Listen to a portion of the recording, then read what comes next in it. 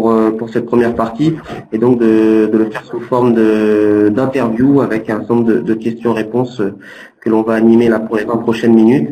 Et ensuite, vous aurez évidemment, tous les participants auront la possibilité de poser leurs questions dans la boîte de dialogue qui se trouve en bas à droite de votre outil.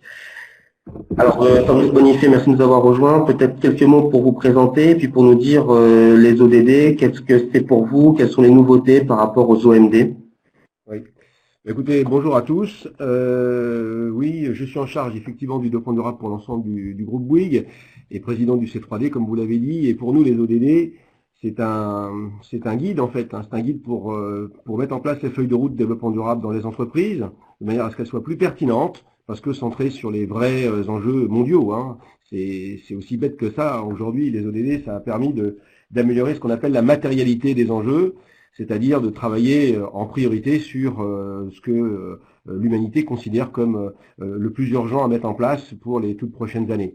Donc, force est de constater que les OMD avaient ouvert la voie, mais que le constat, après la mise en place des objectifs du millénaire, ont été que bien qu'une seule toute petite partie du chemin a été parcourue.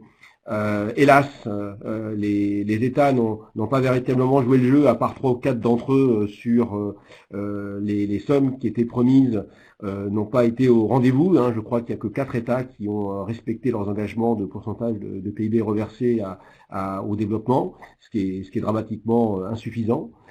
Et donc le but des ODD, c'est de relancer la machine, d'essayer de voir si cette fois-ci, les États feront preuve de plus de solidarité pour faire en sorte de réduire les inégalités dans ce monde entre les plus riches et les moins pauvres et les plus pauvres.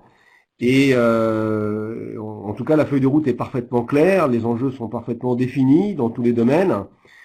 Mais ma conviction aujourd'hui, c'est que pour tout un tas de raisons que tout le monde comprend ici, la faiblesse de la gouvernance des États, avec des intérêts qui sont très divergents, que les solutions, selon nous, ne viendront pas simplement en tout cas des États, mais surtout viendront des entreprises et des villes qui ont plus conscience, je pense, que les États des vulnérabilités qui sont les nôtres. Et donc, ce sont surtout les entreprises et les villes qui vont devoir, en tout cas, suppléer les insuffisances des institutions étatiques pour essayer de prendre en compte les ODD dans le futur. Merci. Et du coup, puisqu'on parle de gouvernance et du niveau de prise en compte des ODD, quel est le bon niveau? Est-ce qu'on parle des villes? Est-ce qu'il y a d'autres niveaux? Comment est-ce qu'on doit organiser justement cette gouvernance sur l'atteinte des objectifs, sur l'appropriation aussi par quel que soit le niveau, les collectivités ou les entreprises sur les ODD, puisqu'aujourd'hui c'est quand même un sujet qui n'est pas encore connu de tous. Et comment organiser cette gouvernance? Selon moi, je pense que les entreprises sont en train de se rendre compte que les modèles économiques qu'elles ont utilisés depuis des décennies, qui ont été des modèles économiques extrêmement profitables d'un point de vue économique pour certaines d'entre elles, ne sont pas durables, car trop consommatrices de ressources, trop consommatrices d'énergie, et qui ne prennent pas suffisamment en compte les écosystèmes, et notamment la dégradation des écosystèmes liés à leur activité économique. Et les entreprises, le premier objectif d'une entreprise, c'est de survivre, c'est de durer. Tant que les écosystèmes pouvaient digérer en fait la mauvaise exploitation des ressources, eh bien le business continuait, si j'ose dire. Là, avec les changements climatiques en cours qui commencent à se voir, qui commencent à se ressentir, avec la pression des parties prenantes qui commence à s'exercer, les entreprises sont en train de se rendre compte que on peut plus continuer comme avant si elles veulent tout simplement survivre. Et c'est pareil pour les villes d'ailleurs. Je pense que les villes et les entreprises ont beaucoup plus conscience de leur vulnérabilité aujourd'hui qu'elles n'en avaient conscience il y a quelques années. Alors que les États n'ont pas du tout conscience de leur vulnérabilité parce qu'ils se sentent invulnérables, les États. Ce qui est faux aussi, mais en tout cas c'est un constat. Donc aujourd'hui, on constate en tout cas dans le réseau C3D, qui comporte 135 entreprises, dont la plupart des grandes entreprises françaises, on constate que le développement durable, ce n'est plus la plus importante des choses secondaires, comme ça a pu l'être il y a quelques années, et qu'aujourd'hui, les stratégies de développement durable sont très sincères et sont au cœur des budgets de recherche et développement et surtout du développement de nouvelles solutions. Et on passe d'une économie qui était très linéaire, hein, où vous connaissez le principe de l'économie linéaire, où on extrait les matières premières que la nature ne facture pas. On exploite ensuite ces matières premières, on fabrique des produits. Ces produits sont souvent à durée programmée de vie pour favoriser le réachat, le réemploi. Pas le réemploi, pour obliger en fait à réacheter les consommateurs à réacheter ces produits, donc ce qu'on appelle l'obsolescence programmée. Puis ensuite, ces produits en fin de vie sont jetés. Donc cette économie linéaire n'est pas durable par définition, car très dispendieuse en énergie et en ressources, et on voit apparaître des nouveaux modèles économiques que tout le monde connaît ici, je pense, l'économie circulaire, où les données de sortie des uns deviennent les données d'entrée des autres, et cette nouvelle économie aura pour conséquence, je pense, eh bien, de limiter l'exploitation des ressources primaires et de faire en sorte d'avoir une économie plus inclusive et plus durable, au moins du point de vue de la consommation des ressources. Donc, cette prise de conscience, elle est réelle aujourd'hui auprès des entreprises. Ce qu'il faut maintenant, c'est raccrocher les stratégies des entreprises avec les objectifs des ODD qui sont accessibles pour les entreprises, parce qu'il y en a certains objectifs qui le sont pas, et d'autres qui le sont. Et du coup, quelles sont les priorités? Est-ce que tous les ODD ont le même poids pour les entreprises? Comment est-ce que on peut sélectionner, choisir, prioriser? Et comment est-ce que vous avez fait au sein du groupe Bouygues? Alors, tous les ODD sont importants, parce que rien n'a été défini au hasard.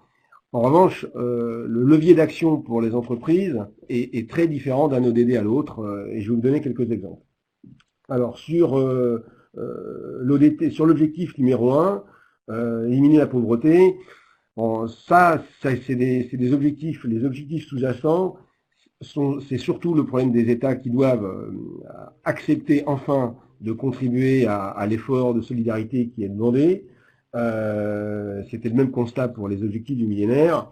En ce qui concerne les entreprises, bon, bien sûr, les entreprises peuvent aussi faire des dons, du mécénat, de la philanthropie, beaucoup en font, mais on voit bien que sur cet objectif-là, c'est surtout un problème de mobiliser des ressources financières pour aider au développement, et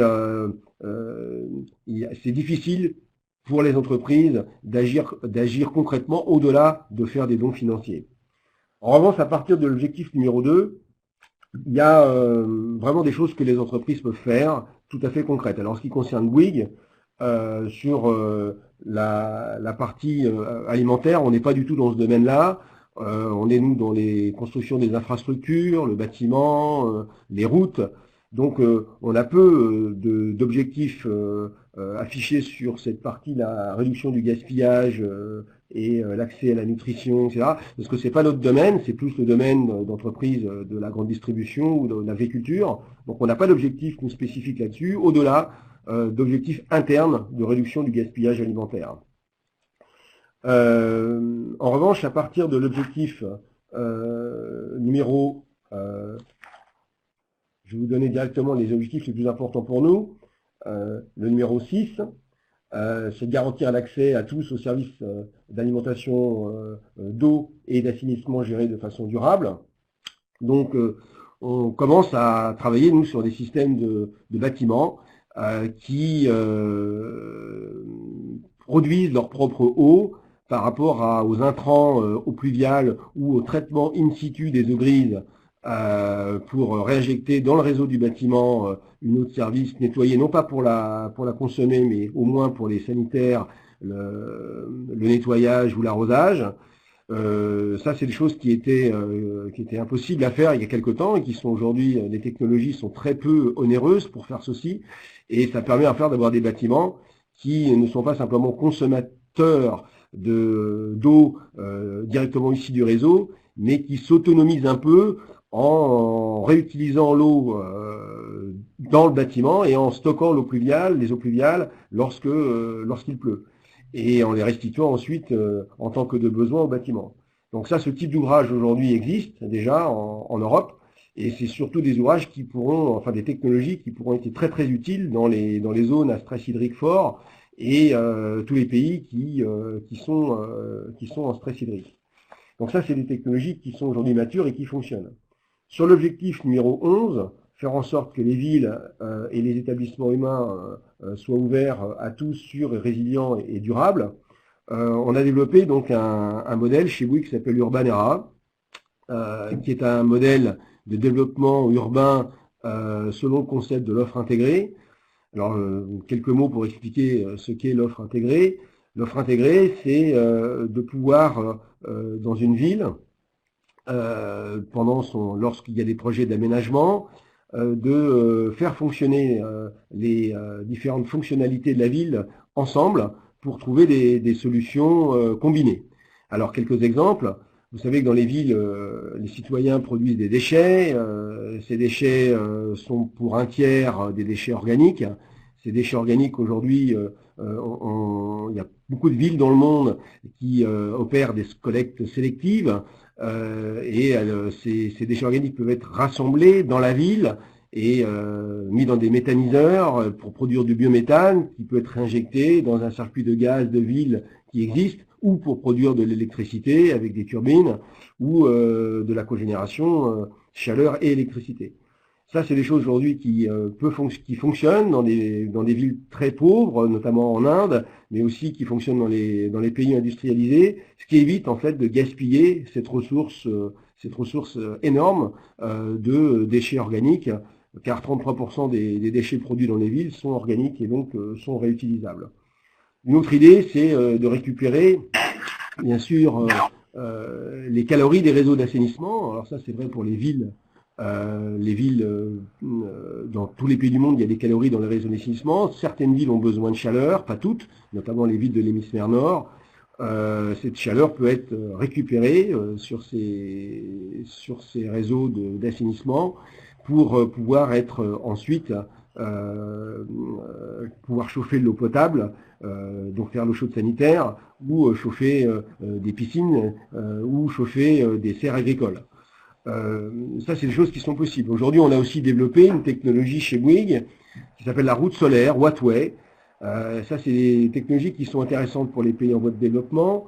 C'est la route, en fait, qui produit l'énergie photovoltaïque, électrique, et qui peut être utilisée ensuite, cette énergie, dans la ville. Donc la route a une double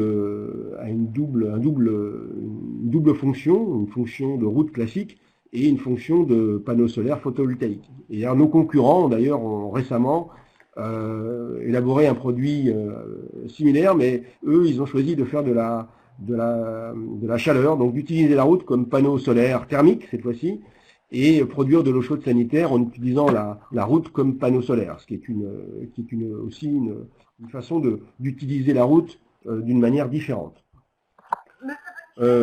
Autre sujet aussi sur lequel on travaille beaucoup, c'est la possibilité que nous avons aujourd'hui d'avoir des bâtiments qui sont ce qu'on appelle les bâtiments hybrides à économie positive, qui sont des bâtiments qui vont être utilisés par plusieurs types d'utilisateurs en fonction de la chronotopie de la journée.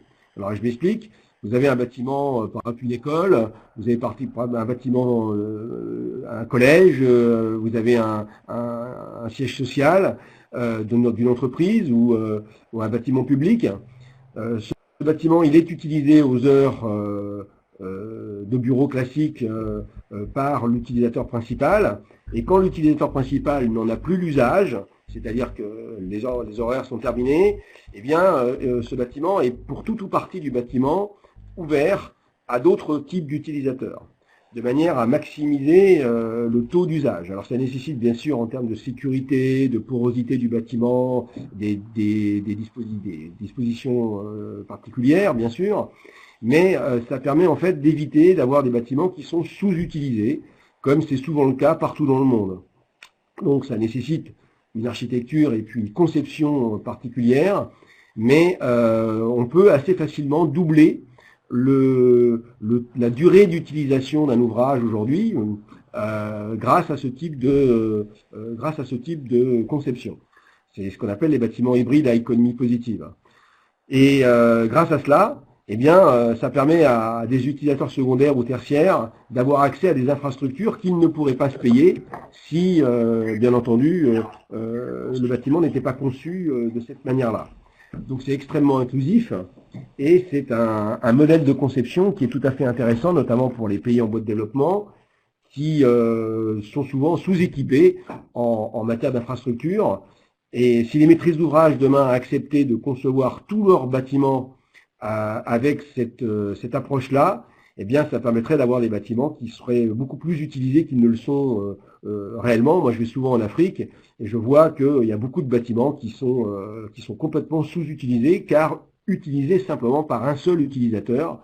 Et quand vous n'avez qu'un seul utilisateur, forcément, eh bien, cet utilisateur n'a pas l'usage de son ouvrage 24 heures sur 24. Ce qui est un gaspillage. Et du coup, pour arriver à considérable. Pardon, du coup, pour arriver à développer, à déployer toutes ces technologies, toutes ces solutions pour les ODD, comment est-ce que vous avez sensibilisé l'ensemble des parties prenantes, de vos partenaires sur les objectifs de développement durable?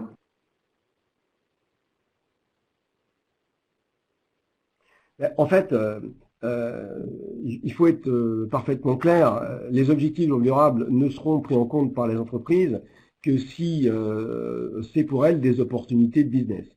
Donc, ce qu'il faut, c'est faire en sorte que les solutions de développement durable que les entreprises développent aujourd'hui soient des solutions qui soient pérennes et que ce soit des solutions à partir desquelles les entreprises vont pouvoir développer des nouvelles opportunités commerciales. Et donc, c'est arriver à modifier le modèle économique de l'entreprise pour permettre à l'entreprise de gagner de l'argent avec ces solutions, tout en répondant à des préoccupations sociales, sociétales et environnementales qui exigent les objectifs du développement durable. C'est-à-dire de réconcilier, de ne pas avoir simplement un objectif purement économique, mais d'inclure en fait dans les solutions commerciales des objectifs sociaux, sociétaux et environnementaux. Et c'est tout à fait possible aujourd'hui en changeant le modèle économique, c'est-à-dire en acceptant de passer d'une économie linéaire à une économie circulaire et une économie de la fonctionnalité, donc de vendre des usages plutôt que des produits qui sont utilisés à durée courte et qui finissent souvent dans des décharges. Donc c'est le changement du modèle économique des entreprises qui feront que ces entreprises pourront continuer de faire du business, mais d'une façon plus responsable. Et il n'y a pas de plan B, hein, il n'y a pas d'autre solution que de changer le modèle économique des entreprises. C'est ça la clé pour prendre en compte objectivement et d'une façon sincère et efficace. Parfait. Donc, je dis dans l'introduction, vous êtes aussi président du C3D, donc le club des directeurs du développement durable. Quelles sont les actions qui sont menées par l'association pour promouvoir les ODD, pour sensibiliser l'ensemble des acteurs?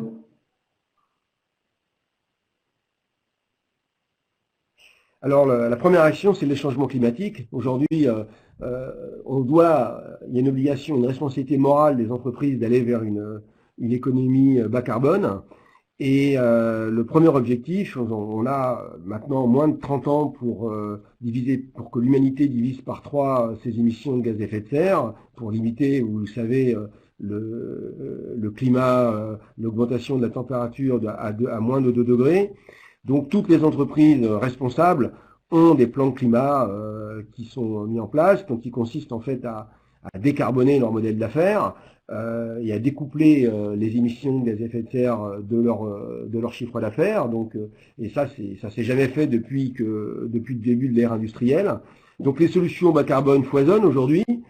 Ça consiste pour les entreprises du réseau C3D à sourcer des nouveaux types de matériaux, notamment pour la conception de leurs produits. Alors nous, en ce qui nous concerne dans le bâtiment, on commence à utiliser beaucoup plus le bois, ça paraît être du bon sens, mais lorsque le bois est disponible, c'est un matériau effectivement bas carbone, qui est même un puits de carbone. D'utiliser aussi des techniques qui sont utilisées dans beaucoup de pays en voie de développement aujourd'hui, de technologies en terre crue, car ça aussi, ce sont des matériaux extrêmement bas carbone, et de travailler sur l'efficacité énergétique car le vrai problème aujourd'hui dans les villes, et toutes les villes du monde sont concernées par cela, c'est l'inefficacité énergétique des infrastructures, donc d'avoir des infrastructures plus sobres en énergie, ce qui passe donc par deux types de mesures, notamment sur les infrastructures, donc la mise en place progressive d'une certaine domotique low cost, qui permet donc d'éviter en fait les gaspillages énergétiques de toute nature, donc d'avoir des systèmes de pilotage de la consommation pour accompagner les utilisateurs dans une utilisation responsable de leurs infrastructures. Et ça, c'est des solutions qui sont aujourd'hui très peu chères avec l'émergence des objets connectés et qui permettent en fait de faire des économies considérables dans toutes les infrastructures, donc ne serait-ce que de régulation de la climatisation, de régulation du chauffage quand il y en a besoin, et surtout de l'éclairage, pour ne consommer que ce dont on a besoin et uniquement ce dont on a besoin. Il y aurait moyen aujourd'hui, grâce au déploiement de la domotique, de diviser par deux les consommations d'énergie des bâtiments intrinsèquement. C'est tout à fait possible et je pense que c'est ça qui va se passer. Une autre solution aussi que l'on pousse au niveau du C3D, dans tout le réseau C3D, ce sont les tonnes c'est l'approche du carbone évité. C'est-à-dire, je vais vous donner deux exemples sur le carbone évité. Un exemple qui est mis en place en Inde depuis déjà pas mal de temps, c'est la télémédecine. C'est de développer partout sur des territoires des cabines de télémédecine. Ces cabines de télémédecine, ça permet à des gens d'accéder à des soins sans avoir à se déplacer. Alors bien sûr, on ne peut pas tout faire dans une cabine de télémédecine, mais on peut faire quand même pas mal d'opérations élémentaires de diagnostic, ne serait-ce que ça. Et tous ces déplacements évités, eh bien, c'est du carbone, bien sûr, économisé, et ça permet aussi à des gens qui n'auraient pas accès à ces soins de pouvoir en profiter. Donc nous, on croit beaucoup au déploiement de ce type de technologie. Pareil pour la téléprésence. Il y a beaucoup de réunions qui pourraient être réalisées en téléprésence, qui permettent donc d'éviter des déplacements qui sont très dispendieux et qui sont très coûteux d'un point de vue environnemental. Donc ça aussi, c'est des technologies qui sont peu chères aujourd'hui, qui se démocratisent beaucoup et qui doivent être déployées à vitesse accélérée pour diminuer en fait les mouvements pendulaires dans les villes, mais aussi transcontinentales. Une autre solution aussi sur le carbone que l'on pousse beaucoup aujourd'hui, c'est d'avoir des bâtiments qui sont autoproducteurs de leur propre énergie. C'est ce qu'on appelle chez Bouygues les bâtiments à énergie positive, mais on n'est pas les seuls à les faire. Et là aussi, avec la baisse extraordinaire du coût des panneaux solaires, on voit que l'énergie solaire aujourd'hui devient, dans beaucoup de pays, l'énergie la moins chère à produire. Et les infrastructures sont les premiers réceptacles en fait de ces panneaux solaires, car c'est beaucoup plus intelligent de mettre des panneaux sur les bâtiments que de les mettre au sol, surtout lorsque ces panneaux peuvent faire concurrence à des terres arables. Donc les bâtiments vont devenir progressivement des centrales de production d'énergie. C'est ce qu'on appelle les bâtiments BEPOS, à énergie positive. Et cette énergie, bien entendu, elle pourra être utilisée directement dans le bâtiment, en autoconsommation, où les bâtiments vont pouvoir se revendre de l'énergie les uns les autres, parce que vous avez des bâtiments qui ont des courbes de charge qui sont différents en fonction des moments de la journée. Hein. Les bâtiments tertiaires sont surtout consommateurs la journée, mais les week-ends, le soir, ils consomment moins, parce qu'il y a moins de personnes dedans. Par contre, les logements, c'est le contraire. Donc, lorsque vous avez des mixités dans certaines zones de bâtiments tertiaires et de bâtiments de logement, eh bien, vous pouvez avoir des quartiers qui deviendront progressivement à producteurs, consommateurs d'énergie, sans avoir besoin d'avoir des systèmes énergétiques centralisés qui les alimentent. Monsieur Bonifay, alors, le vrai problème aujourd'hui, c'est le stockage. Votre exposé oui. est vraiment très intéressant. C'est passionnant, on pourrait vous écouter des heures comme ça. Malheureusement, on a un timing qui défile et normalement, depuis plusieurs minutes, on devrait passer aux questions-réponses. Donc je suis vraiment navrée de devoir vous couper, mais il faut qu'on avance malheureusement dans notre présentation puisque ce sera bientôt au tour de Morgane Graffion de s'exprimer. Peut-être on a le temps pour une ou deux questions, mais vraiment des questions en lien avec le sujet, hein, qui est de comment sensibiliser et engager les parties prenantes en faveur des ODD. Donc peut-être si vous avez une ou deux questions. Donc Sylvain, je te relaisse la main pour aller piocher dans les questions en lien avec le sujet, hein, qui ont été posées en amont et qui seront posées. Et ensuite on passera à Morgane Graffion. On peut peut-être déborder jusqu'à 45, mais on ne peut pas aller au-delà. Merci d'avoir surveillé le timing. Alors on avait reçu une question en avance sur comment est-ce qu'au sein du groupe Bouygues vous avez mobilisé les salariés, les collaborateurs sur la question des objectifs de développement durable.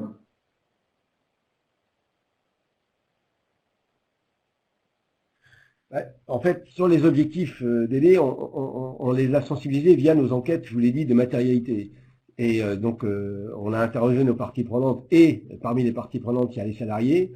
Et on leur a présenté donc, les ODD et ça a été comme une évidence. Aujourd'hui, les ODD, c'est une d'objectifs. J'ai une petite question à partir de Kinshasa. Donc cette sensibilisation, elle a été naturelle. Allez-y, on vous écoute sur les salariés. Allô.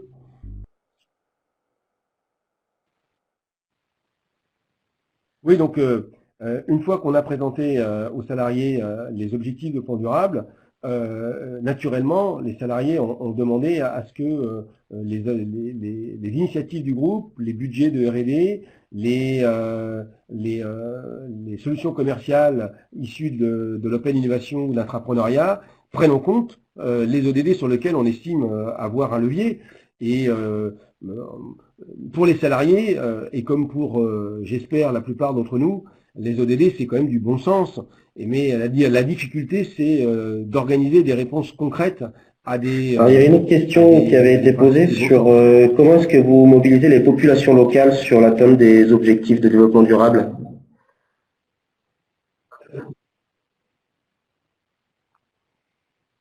Là aussi, encore une fois, les objectifs de développement durable, ils sont tellement concrets qu'il n'y a pas de discussion sur les objectifs. La sensibilisation, c'est de trouver ensemble des solutions et de rentrer dans un mode de collaboration, de co-construction de solutions avec les populations locales. Il n'y a plus maintenant d'un côté ceux qui ont les solutions, puis ceux qui les appliquent.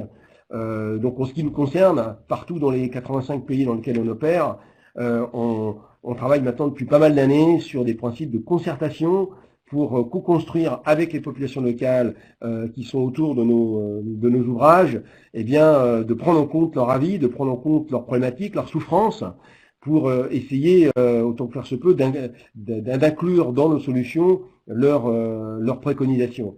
Ne serait-ce que, je vous disais tout à l'heure sur les bâtiments, parce que nous, on est quand même des constructeurs d'infrastructures, d'avoir au-delà même de l'infrastructure construite, c'est de permettre aux ouvriers qui vont travailler sur ces infrastructures d'acquérir des qualifications qui, une fois que le chantier est terminé, pourront leur servir sur d'autres chantiers et donc de participer en cela à l'insertion et à la qualification en fait de personnes qui, si on n'avait pas eu le chantier, n'auraient pas pu accéder à des qualifications et donc à des métiers. Donc aujourd'hui, la responsabilité sociétale d'une entreprise, lorsqu'elle opère à l'international, c'est aussi de travailler en lien très très étroit avec les populations locales. Et il est loin le temps, en tout cas pour Bouygues, où c'était des expatriés qui faisaient le travail, qui travaillaient dans les pays. Maintenant, contrairement à d'autres communautés, enfin d'autres pays, nous on travaille en premier lieu avec des collaborateurs issus. Merci beaucoup pour ce retour. On a une question dans la boîte de dialogue, donc je vais la lire. Comment les pays d'Afrique peuvent faire pour optimiser l'utilisation des bâtiments hybrides à économie positive?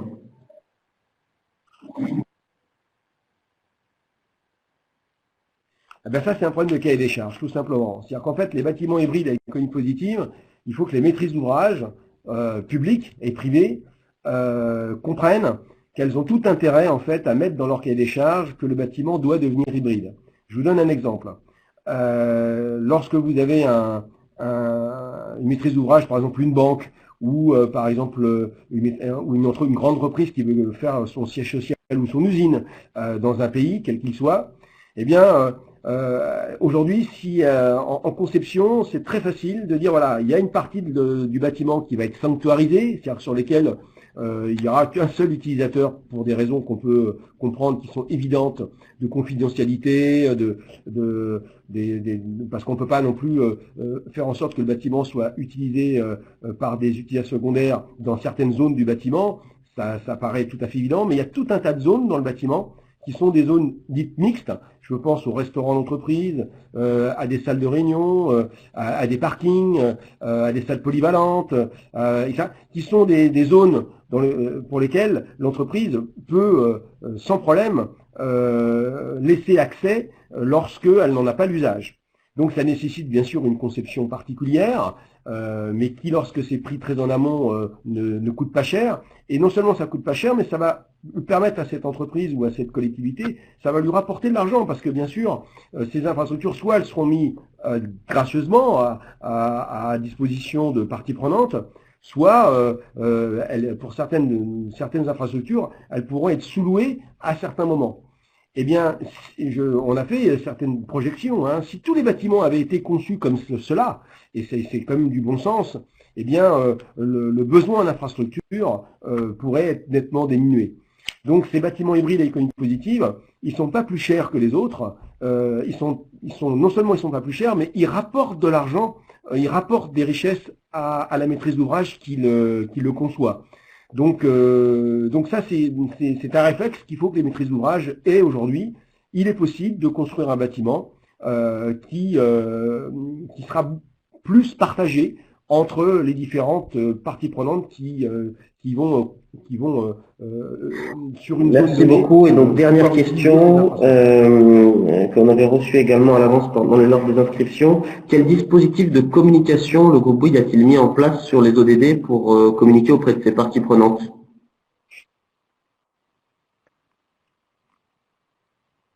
Nous, on a mis en place en fait un blog que je vous conseille d'aller voir, qui s'appelle le blog, s'appelle Bouygues DD. Vous tapez Bouygues DD sur Internet et vous avez accès à toutes nos solutions.